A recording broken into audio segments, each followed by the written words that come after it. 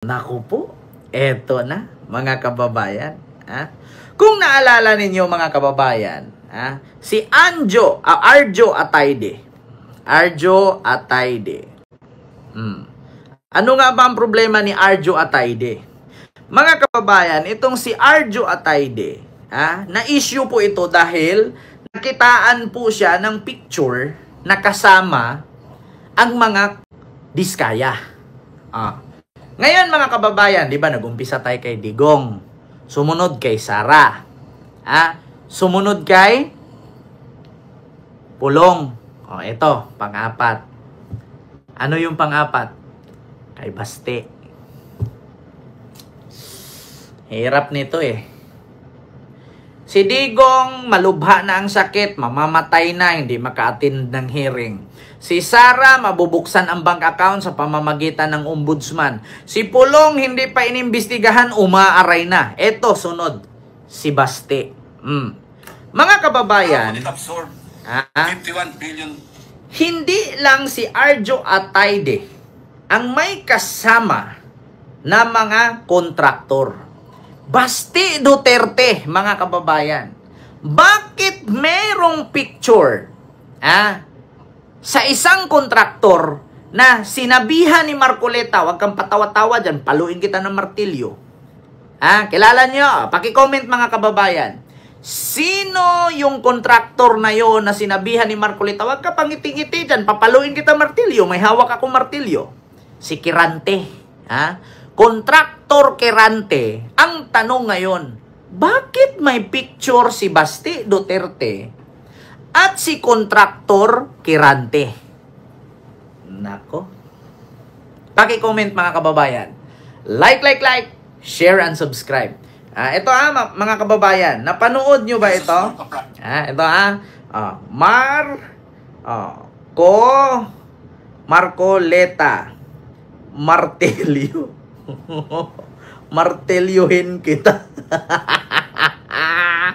Ito mga kababayan Sabi mo hindi ka pa nakapag-umpisa ng project. Paano ka naging quadruple A? Ang ano ko lang Mr. Che, yung sinasabi kong 1992 is highway pa yon. Yung nakita niyo yung highway.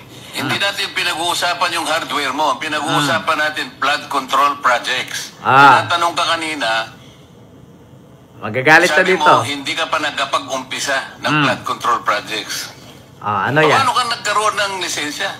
Paano ka naging quadruple A? Magagalit siya dito. At lalong mahalaga, paano ka nasama sa 15? Gumawa ka na ng flood control project. Gumawa na tayo ng flood control project. Ngayon gumawa ka na naman. Ano ba talaga yung totoo? Kung iting-ngiti dyan, partilyuhin kita. Baka hindi ka makauwi sa araw na ito. Nagsisinungaling ka na naman eh. Ang sinabi ng Pangulo, kasama ka sa 15. Tama, Mr. Huwag mong mamaliitin ito. Pagkatas dito, aartihin mo kami, sasabihin mo, hindi ka pa nag-umpisa ka isang hardware. May problema dito eh. Ano na yan, story lang yung sinasabi ko, Mr. Che. Ano na yung totoo? Yung totoo, may lisensya na tayo na quadruple A ngayon. Ngayon nga, ngayon meron ka ng quadruple. Yes, Mr. Che. Ilang project ka na-execute mo na? Marami na eh. Kanina sinabi mo, hindi ka pa nakapag-umpisa eh. Meron akong hawak na martilyo rito, sinasabi ko sa'yo. Gigil na gigil si Marcoleta. Meron ko hawak martilyo dito. Sinasabi ko sa'yo. Pukpok sa'yo to. Kilala nyo yun mga kababayan. Narinig nyo. Yun po ay si kontraktor Kirante. Yung pinanggigilan ni Marcoleta na, sinabi ko sa'yo, may hawak kong martilyo dito. Pukpukin ko yung ulo mo. Kilala nyo yan, di ba? Kita nyo si Kirante. Ayan meron akong martilyo dito. Meron akong hawak na martilyo rito, sinasabi ko sa'yo. Kita nyo, meron akong hawak martilyo dito, sinasabi ko sa'yo.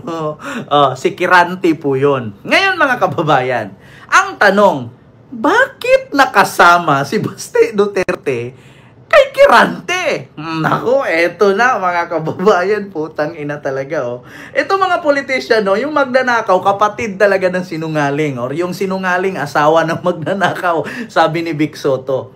Ni Vico Soto. Vic Soto tuloy. Si Vic Soto, ano yun eh. Nirep ka ba ni Vic? Oo, nirep ako. Ito mga kababayan. Ipakita ko sa inyo Naku, Diyos mio Marimar. Saan na ba yun? Ang tagal naman. Ito, hanapin natin na lang dito, mga kababayan. Diyos ko. Ang tanong ngayon, ito, bilyonaryo news. Ito, matatawa kayo mga kababayan. Bakit nga ba, nagtaka ako, si Kirante na pukpukin ni Marcoleta ng martilyo sa ulo, bakit nakasama ni Basti Duterte? Nako po. Anong koneksyon nila? Anong kinalaman? Kung bakit? Nako. Ito. Saan na ba yun? Nako. Ito. Pakinggan ninyo Huwag kayong magalit. Unahin kong bigkas dito. Rapi Tulfo. Bong Revilla. Kapatid ni Chis Escudero. Basti Duterte. Nakasama ni Kirante, yung pupukpukin ni Marcoleta. Si Quezon City 1st District Representative Arjo Atayde ang nakuhanan ng tinatawag na resibo. Ayan, Levitsom Trolin, maraming salamat po sa yung 25 super sticker. Thank you so much po. So hindi lang pala si Arjo Atayde ang nakuhaan ng resibo ng mga netizen. Pati si Basti Duterte, damay! Nako, ang sabi ni Vico Soto, ang sinungaling, asawa ng magnanakaw. Ang sinungaling, kaibigan ng magnanakaw. Spotted din sina Senador Francis Escudero, Rafi Tulfo at Mark Villar, kasamang isa pang government contractor. Ang detalye sa agenda report ni Dexter Ganibe ng Abante. Nako, eto na. Sa nagpapatuloy ng mga investigasyon sa flood control scandal, maraming naglutang ang larawan ng mga kontratista kasama ang ilang politiko. Pero sa 15 kontratista na binanggit ni PBBM matapos ilunsad ang isumbong sa Pangulo website, ang mag-asawang Diskaya at mga kumpanyang nakakabit sa kanila at may-ari ng Wawaw Builders at Sims Construction Trading ang sumailalim sa matinding pagtatanong sa Senate Blue Ribbon Committee sa pinakahuling pagdinig. Present naman ang 15 sa nakalipas na mga hearing dahil sa sampina na pinadala sa mga hindi nakadalo noong nakaraan. Si Lawrence Lubiano na may-ari ng Centerways Construction ay nag-isa pa lang sa Kamara kung saan kinumpirma niya ang pag-donate ng 30 million pesos sa 2022 campaign ni Senator Chis Escudero na una na rin inamin ng dating SP. Ang may-ari ng QM Builders na si Alan Kirante hindi pa nahalukay ang kanyang mga koneksyon.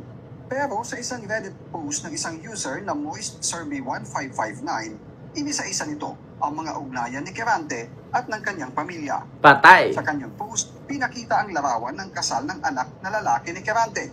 Nako! Kasama si Senador Rafi Tulfo na ninong at asawa ni Tulfo. Ibig sabihin, kumpare ni Senator Rafi. Kumpare ni Rafi Tulfo.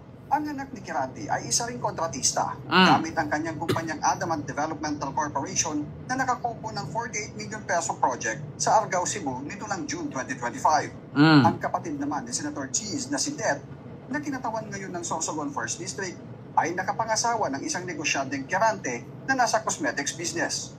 Isa pang larawan ay kasal ng Bong isang Revilla. gentleman Kirante kung saan kasama nila si dating Senator Bong Revilla at sinasabing present din daw dito si nooy DPWH Secretary Mark Villar. Nako. Ang kumpanya ni John Leven ay minsan nang nakakuha ng 48 million pesos na kontrata sa DPWH noong 2024. Isa pang Jonathan Kirante ang nakitang kasama sa larawan, si dating Cebu Governor Gwen Garcia sa pagbubukas ng kanilang hotel. Nako. Ang construction company ni Jonathan ay na-awardan ng 96 million pesos na kontrata ng DPWH noong 2023. Magkakasama naman sina Davao City Acting Mayor Basti Duterte, Mayor Junard Ahong Kirante Chan at Marino Party List Representative Sandro Gonzales na VP.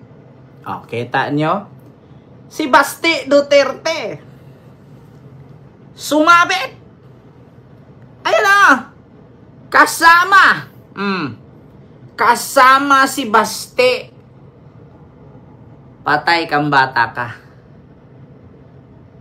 Hindi nyo naman sasabihin nagpa-picture lang kasi sikat ka. Once na may issue to, mai-issue ka talaga. Labo-labo na. Yung isang senador, kumpare.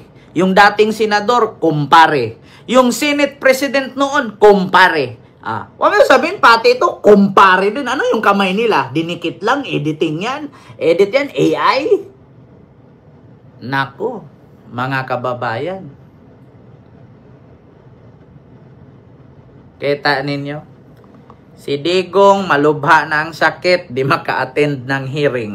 Si Sara, posibleng mabuksan ang bank account sa pamamagitan ng ombudsman. Si Pulong, hindi pa iniimbestigahan na guilty, umaray na. Si Basti, yung layo-layo ni Kirante na dawit pa rin. Putang ina. Baka tanongin nyo, si Kitty Duterte, ba't hindi mo isali? Isali natin sa Nipo Babies. Yung mga nagpe-flex ng mga luxury bags, sabit pa rin silang lahat. Mga magkakapatid, Sara, Pulong, Basti, Kitty, sabit. Mga politisyan, magulang Kaya sabi ko sa inyo mga kababayan, lahat. Si Tolpo, si Bong Revilla, si Villar, si Baste, sino pa? Escudero, kapatid ni Escudero. Kita ninyo? Talamak. Hindi, ito mga kababayan, hindi po ito fake news. Galing po yan sa Bilyonaryo News. Si Baste. At saka yung isa pang Kirante. Correct me if I'm wrong, kung kapatid yata ito ni Kirante or pinsan ni Kirante na kontraktor na papaluin ni Marcoleta na martilyo yung ulo. Yung objection, Your Honor. Mayos ka, sinabi ko sa iyo, may martilyo ako dito. Like po tayo, mga kababayan na like, share, and subscribe. So ngayon, mga kababayan, ito, kakaiba na to. Kakaiba na ang pangyayari sa Pilipinas ngayon. Bakit? Itong korupsyon talamak. Talamak na ang korupsyon, mga kababayan. Speaking of talamak na ang korupsyon,